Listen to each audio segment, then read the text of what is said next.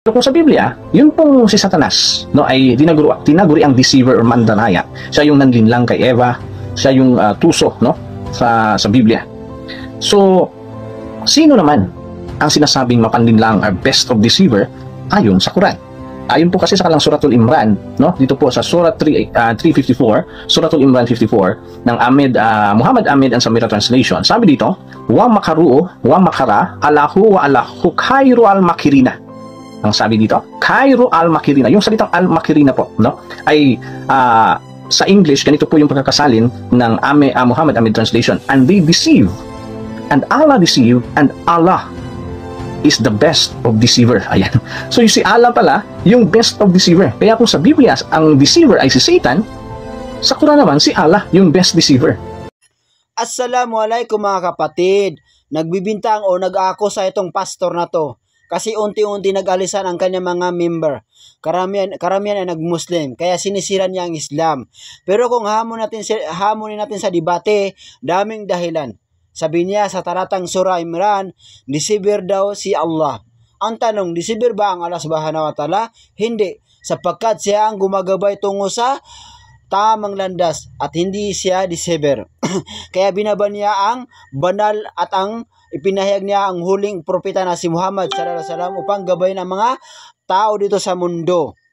Sabi ng Allah Subhanahu wa Ta'ala, katiyakan ang dakilang Quran na ito ay aming ipinahayag sa aming alipin na si Muhammad sallallahu alaihi wasallam upang patnubayan ang mga tungo sa pinakamabuting kaparaanan. Ito ay relihiyong Islam at upang ibigay ang magandang balita sa mga mananampalataya na nagsagawa ng anumang ipinag-utos Allah Subhanahu wa Ta'ala, umiwas sa anumang kanyang ipinagbawal. Walladina jahadu fina lanahdiyanahum subulana wa innallaha lama'al muhsinin.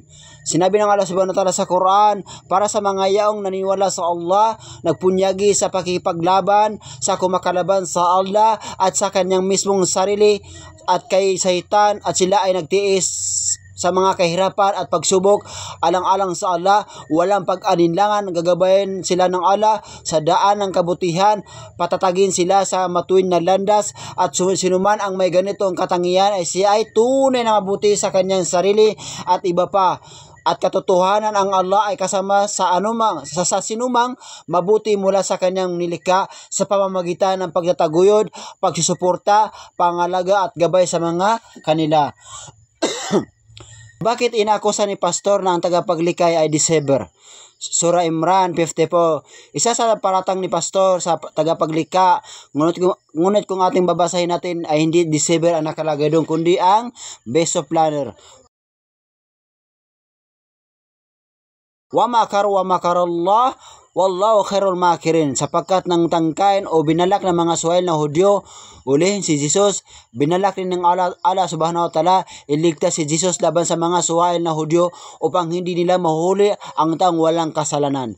Ang Allah Subhanahu wa Ta'ala, hindi niya nilinilang ang mga taong matuwid at sapagkat ang Allah Subhanahu wa Ta'ala laging nasa panig ng mga believers. Well, sino ba talaga ang deceiver?